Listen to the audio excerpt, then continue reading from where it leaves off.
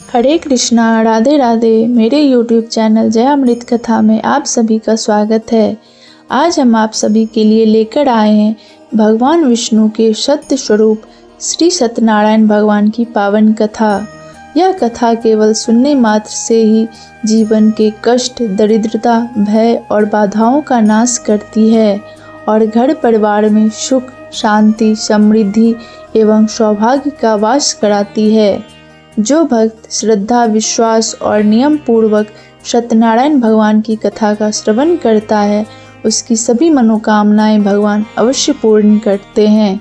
तो आइए भक्ति भाव से मन को एकाग्र कर सच्चे हृदय से भगवान का स्मरण करते हुए श्री सत्यनारायण व्रत कथा का शुभारंभ करते हैं।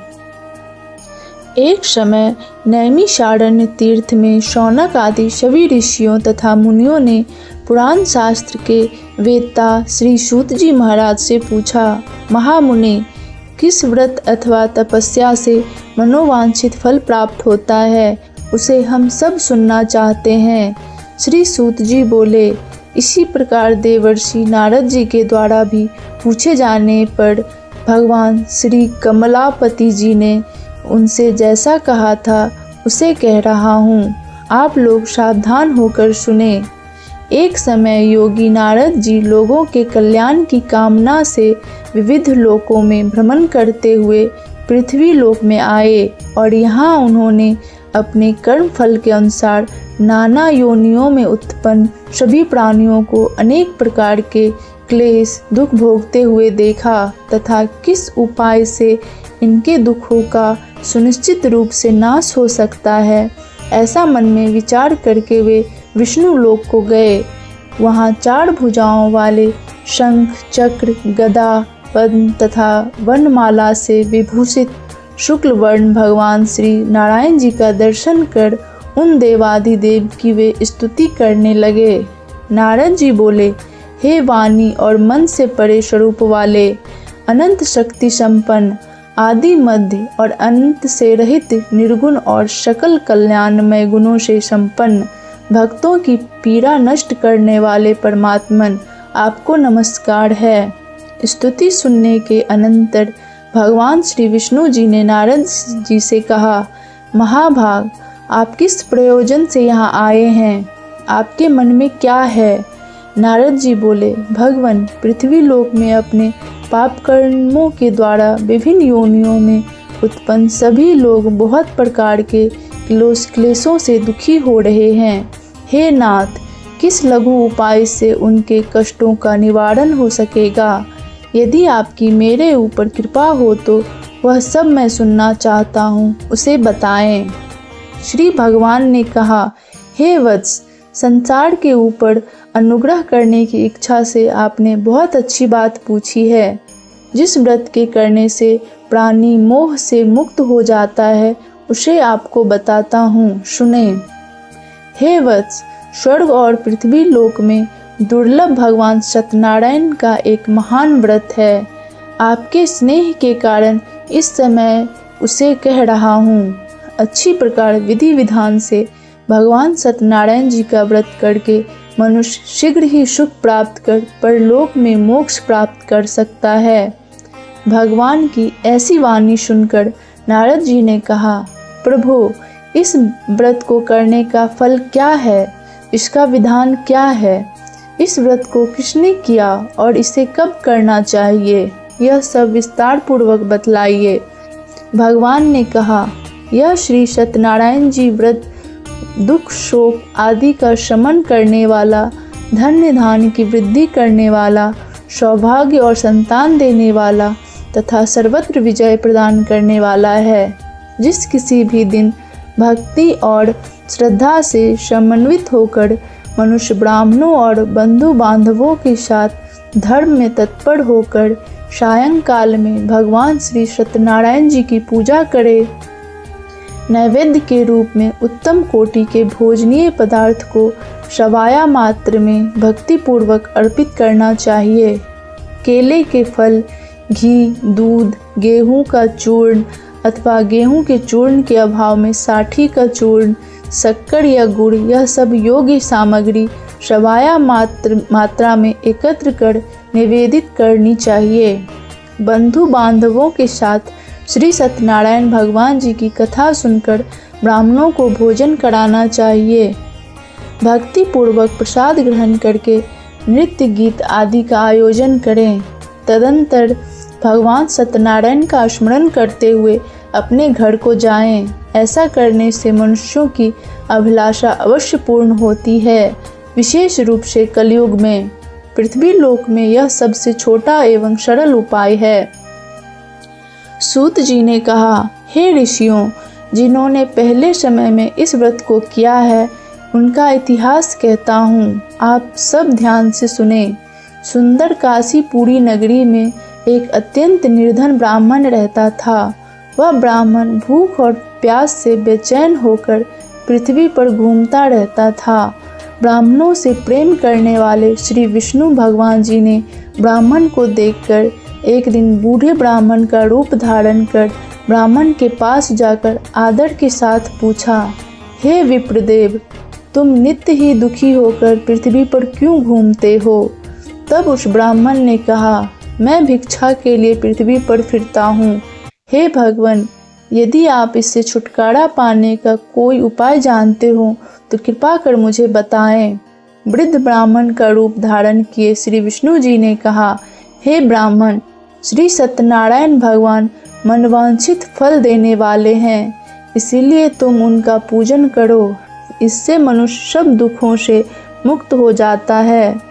ब्राह्मण को व्रत का सारा विधान बताकर बूढ़े ब्राह्मण का रूप धारण करने वाले श्री भगवान जी अंतर्ध्यान हो गए। जिस व्रत को वृद्ध ब्राह्मण ने बताया है मैं उसको अवश्य कहूँगा, यह निश्चय कर वह ब्राह्मण घर चला गया। अगले दिन वह जल्दी उठा और श्री सत्यनारायण जी का व्रत करने का निश्चय कर भिक्षा मांगने के लिए चल दिया। उस दिन उसको भिक्षा में बहुत धन मिला, जिससे उसने पूजा का सामान खरीदा और घर आकर अपने बंधु बांधवों के साथ श्री सत्यनारायण जी का व्रत किया। इसके करने से वह ब्राह्मण सब दुखों से छूटकर अनेक प्रकार की सुख संपत्तियों से युक्त हुआ। तभी से वह विप्र हर मास व्रत करने लगा। इसी प्रकार सत्यनारायण जी के व्रत को जो शास्त्र विधि के अनुसार करेगा वह सब पापों से छूटकर मोक्ष को प्राप्त होगा। आगे भी जो मनुष्य पृथ्वी पर श्री सत्यनारायण जी का व्रत करेगा वह सब दुखों से छूट जाएगा। इस तरह नारद जी से सत्यनारायण भगवान का कहा हुआ व्रत मैंने आपसे कहा। तब ऋषियों ने कहा, हे मुनीश्वर, संसार में इस विप्र से सुनकर किस किस ने इस व्रत को किया, यह हम सब सुनना चाहते हैं। श्री सूत जी ने कहा, हे मुनियों, जिस जिस प्राणी ने इस व्रत को किया है उन सब की कथा सुनो। एक समय वह ब्राह्मण धन और ऐश्वर्य के अनुसार बंधु बांधवों के साथ व्रत पूजन कर रहा था कि उसी समय एक लकड़हारा आया। उसने लकड़ियाँ बाहर रख दी और विप्र के घर में चला गया। प्यास से व्याकुल लकड़हारे ने विप्र को व्रत करते देखा। वह प्यास को भूल गया। उसने उस विप्र को नमस्कार किया और पूछा, हे विप्र, आप यह किसका पूजन कर रहे हैं? इस व्रत से क्या फल मिलता है? कृपा करके मुझे बताएं। ब्राह्मण ने कहा, सब मनोकामनाओं को पूरा करने वाला यह श्री सत्यनारायण जी का व्रत है। इनकी ही कृपा से मेरे यहाँ धन्य धान आदि की वृद्धि हुई है। विप्र से इस व्रत के बारे में जानकर वह लकड़हारा बहुत प्रसन्न हुआ। भगवान का चरणामृत ले और भोजन करने के बाद वह अपने घर को चला गया। अगले दिन लकड़हारे ने अपने मन में संकल्प किया कि आज ग्राम में लकड़ी बेचने से जो धन मिलेगा उसी से भगवान सत्यनारायण जी का उत्तम व्रत करूँगा। मन में ऐसा विचार कर वह लकड़हारा लकड़ियाँ अपने सिर पर रखकर जिस नगर में धनवान लोग रहते थे वहाँ गया। उस दिन उसे उन लकड़ियों के चौगुने दाम मिले। वह बूढ़ा लकड़हारा अति प्रसन्न होकर पके केले, शक्कर, शहद घी, दूध, दही और गेहूं का चूर्ण इत्यादि श्री सत्यनारायण भगवान के व्रत की सभी सामग्री लेकर अपने घर आ गया। फिर उसने अपने बंधु बांधवों को बुलाकर विधि विधान के साथ भगवान का पूजा और व्रत किया। उस व्रत के प्रभाव से वह बूढ़ा लकड़हारा धन पुत्र आदि से युक्त हुआ और संसार के समस्त सुख भोगकर बैकुंठ को चला गया। श्री श्रुत जी ने कहा, हे श्रेष्ठ मुनियों, अब एक और कथा कहता हूँ। पूर्व काल में उल्कामुख नाम का एक बुद्धिमान राजा था। वह सत्यवक्ता और जितेंद्रिय था। प्रतिदिन देवस्थानों पर जाता तथा गरीबों को धन देकर उनके कष्ट दूर करता था। उसकी पत्नी सुंदर और सती साध्वी थी। भद्रशिला नदी के तट पर उन दोनों ने श्री सत्यनारायण भगवान जी का व्रत किया। साधु नामक एक वैश्य राजा को व्रत करते देख उनसे पूछने लगा, हे राजन, भक्ति युक्त चित्त से यह आप क्या कर रहे हैं? मेरी सुनने की इच्छा है। तब महाराज उल्कामुख ने कहा, हे साधु वैश्य, मैं अपने बंधु बांधवों के साथ संतान की प्राप्ति के लिए महाशक्तिमान सत्यनारायण भगवान जी का व्रत व पूजन कर रहा हूँ। उसने कहा, हे राजन, मुझे भी इसका सब विधान बताइए। मैं भी आपके कथानुसार इस व्रत को करूँगा। मुझे कोई संतान नहीं है। विश्वास है कि इससे निश्चय ही मेरे यहाँ भी संतान होगी। राजा से सब विधान सुन व्यापार से निवृत्त हो वह वैश्य खुशी खुशी अपने घर आया। वैश्य ने अपनी पत्नी लीलावती से संतान देने वाले उस व्रत का समाचार सुनाया और प्रण किया कि जब हमारे यहाँ संतान होगी तब मैं इस व्रत को करूँगा। एक दिन उसकी पत्नी लीलावती सांसारिक धर्म में प्रवृत्त होकर गर्भवती हो गई। उसने एक सुंदर कन्या को जन्म दिया। कन्या का नाम कलावती रखा गया। इसके बाद लीलावती ने अपने पति को स्मरण दिलाया कि आपने जो भगवान का व्रत करने का संकल्प किया था, अब आप उसे पूरा कीजिए। साधु वैश्य ने कहा, हे प्रिय, मैं कन्या के विवाह पर इस व्रत को करूँगा। इस प्रकार अपनी पत्नी को आश्वासन दे वह व्यापार करने चला गया।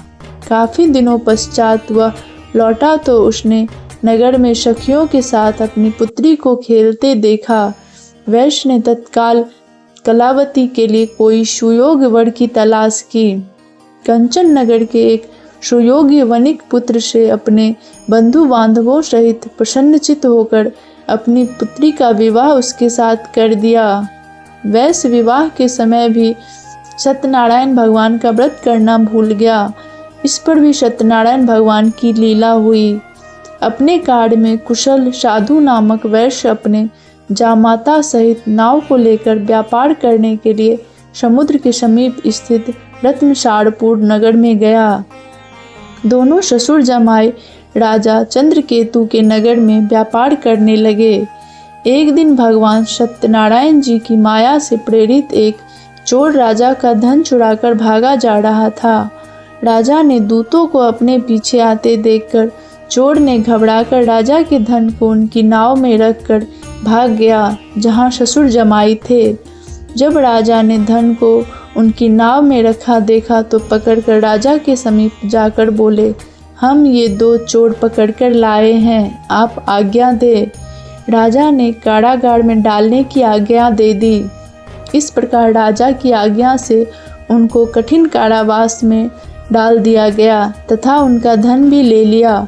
सत्यनारायण भगवान जी की लीला के अनुसार साधु वैश्य की पत्नी लीलावती व पुत्री कलावती भी घर पर बहुत दुखी हुई। उनके घर में रखा धन चोर ले गए। एक दिन शारीरिक व मानसिक पीड़ा तथा भूख प्यास से अति दुखित हो भोजन की चिंता में कलावती एक ब्राह्मण के घर गई। उसने श्री सत्यनारायण भगवान का व्रत होते देखा। उसने कथा सुनी तथा प्रसाद ग्रहण कर रात को घर आई। माता ने कलावती से पूछा, हे पुत्री, तू अब तक कहाँ रही व तेरे मन में क्या है? कलावती बोली, हे माता, मैंने श्री सत्यनारायण भगवान का व्रत होते देखा है। तब कलावती के वचन सुनकर लीलावती ने सत्यनारायण भगवान जी के पूजन की तैयारी की। उसने परिवार और बंधुओं सहित श्री सत्यनारायण भगवान जी का पूजन व व्रत किया और वर मांगा कि मेरे पति और दामाद शीघ्र ही लौट आएं। साथ ही प्रार्थना की कि हम सबका अपराध क्षमा करे। श्री सत्यनारायण भगवान जी इस व्रत से संतुष्ट हो गए। उन्होंने राजा चंद्रकेतु को स्वप्न में दर्शन देकर कहा, हे राजन, जिन दोनों वैश्यों को तुमने बंदी बना रखा है वे निर्दोष हैं, उन्हें प्रातः ही छोड़ देना। राजा से वचन कहकर भगवान अंतर ध्यान हो गए। प्रातः काल राजा चंद्रकेतु ने सभा में सबको अपना स्वप्न सुनाया और सैनिकों को आज्ञा दी कि दोनों वणिक पुत्रों को कैद से मुक्त कर सभा में लाया जाए। दोनों ने आते ही राजा को प्रणाम किया। राजा ने उनसे कहा, हे महानुभावों, तुम्हें भावी वश ऐसा कठिन दुख प्राप्त हुआ है, अब तुम्हें कोई भय नहीं है, तुम मुक्त हो। ऐसा कहकर राजा ने उनको नए नए वस्त्र आभूषण दिए तथा उनका जितना धन लिया था उससे दोगुना धन लौटाकर आदर से विदा किया। दोनों वैश्य अपने घर को चल दिए। श्री सूत जी ने कहा, वैश्य और उनके जमाई ने मंगलाचार करके यात्रा आरंभ की और अपने नगर की ओर चल पड़े।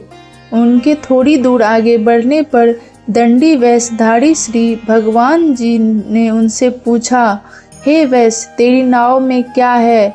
अभिमानी वणिक हंसता हुआ बोला, हे दंडी, आप क्यों पूछते हैं? क्या धन लेने की इच्छा है?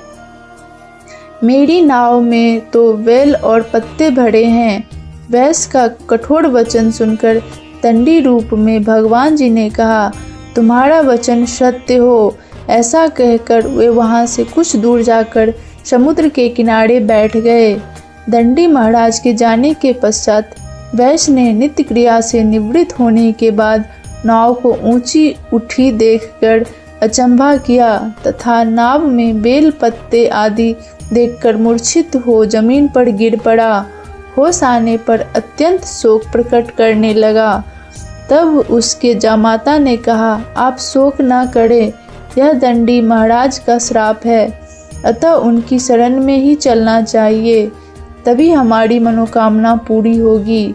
जामाता के वचन सुनकर दंडी महाराज के पास पहुंचा और भक्ति भाव से प्रणाम करके बोला, मैंने जो आपसे असत्य वचन कहे थे उसके लिए मुझे क्षमा करें। ऐसा कहकर वैश्य रोने लगा।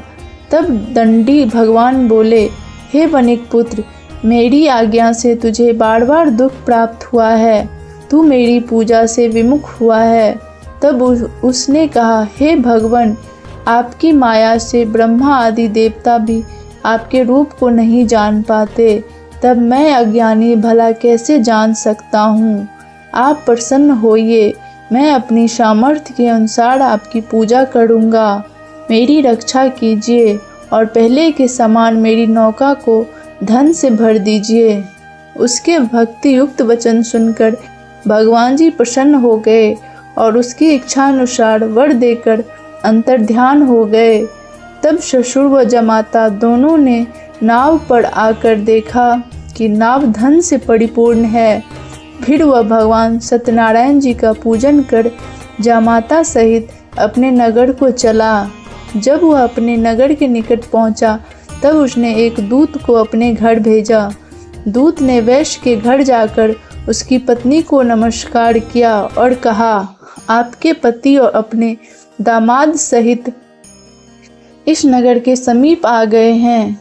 लीलावती और उसकी कन्या कलावती उस समय भगवान का पूजन कर रही थी।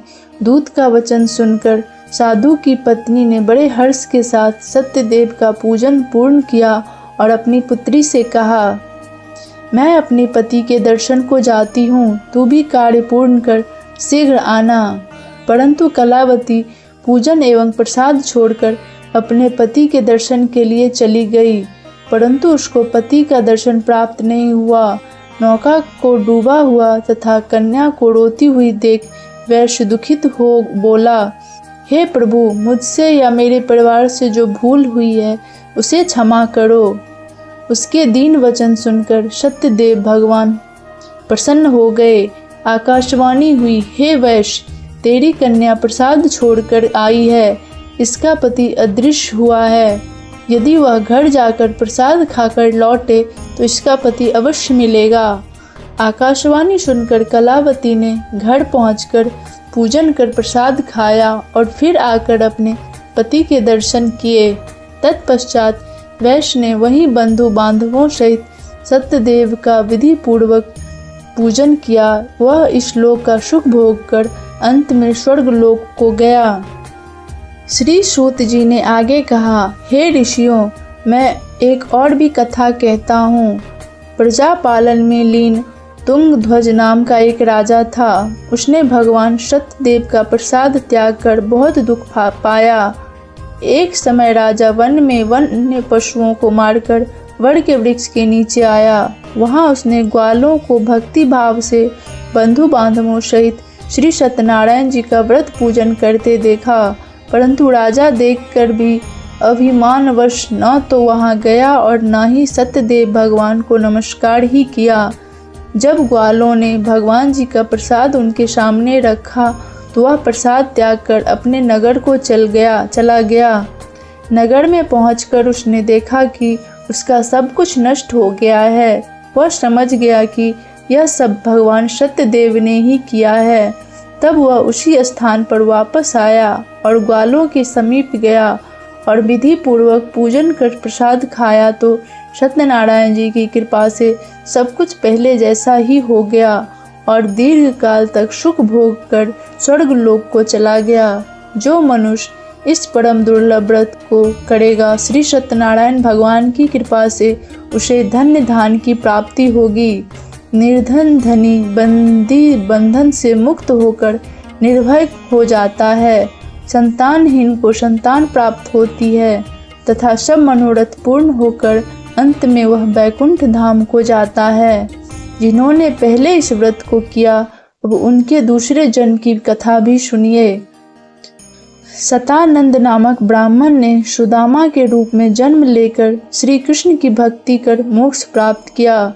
उल्का मुख नाम के महाराज राजा दशरथ बने और श्री रंगनाथ का पूजन कर बैकुंठ को प्राप्त हुए। साधु नाम के वैश्य ने धर्मात्मा व सत्य प्रतिज्ञ राजा मोरध्वज बनकर अपने पुत्र को आड़े से चीरकर मोक्ष को प्राप्त हुआ। महाराज तुंगध्वज स्वयं भू मनु हुए। उन्होंने बहुत से लोगों को भगवान की भक्ति में लीन कर मोक्ष प्राप्त किया। लकड़हारा भील अगले जन्म में गुह नामक निषाद राजा हुआ, जिसने भगवान श्री राम के चरणों की सेवा कर मोक्ष प्राप्त किया।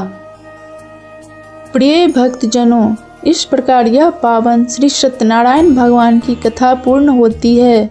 जो भी भक्त श्रद्धा, नियम और सच्चे मन से इस कथा का श्रवण, पाठ या व्रत करता है, भगवान सत्यनारायण उसकी सभी मनोकामनाएं पूर्ण करते हैं और उसे जीवन में सुख, शांति, समृद्धि एवं मोक्ष प्रदान करते हैं।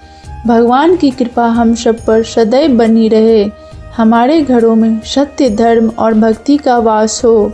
यदि आपको यह कथा पसंद आई हो तो कृपया वीडियो को लाइक करें, अपने परिवार और मित्रों के साथ शेयर करें और ऐसे ही पावन कथाओं के साथ मेरे YouTube चैनल जय अमृत कथा को सब्सक्राइब करना ना भूलें। जय सत्यनारायण भगवान की जय। जय विष्णु भगवान की जय।